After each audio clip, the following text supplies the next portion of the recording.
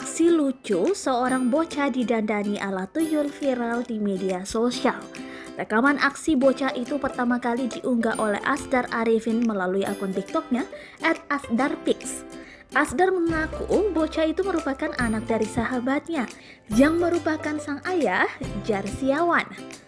Video itu direkam temannya pada hari Senin 29 Maret 2021 lalu, diupload Asdar kembali di TikTok. Aksi lucu ini tersebar di media sosial dan membuat beberapa warganet terhibur.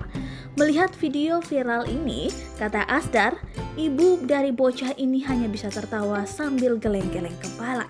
Ibunya hanya tertawa sambil geleng kepala karena saat video ia ada di belakang suaminya yang merekam, ujar Asdar saat dihubungi tribunnews.com Rabu 31 Maret 2021.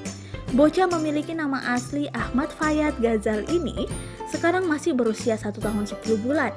Asdar dan keluarga sahabatnya ini sama-sama berdomisili di Makassar, Sulawesi Selatan. Diketahui aksi bocah didandani ala tuyul ini berawal saat sang ayah terlalu banyak memberi bedak. Habis cukur dikasih bedak sama ayahnya biar tidak gatal, tapi kebanyakan, kata Asdar. Sahabat Asdar ini pun melihat tampilan anaknya ini lucu. Ternyata efek hitam di sekitar mata bocah ini hanyalah efek filter di Instagram. Karena kelihatan lucu, jadi kepikiran jadikan tuyul.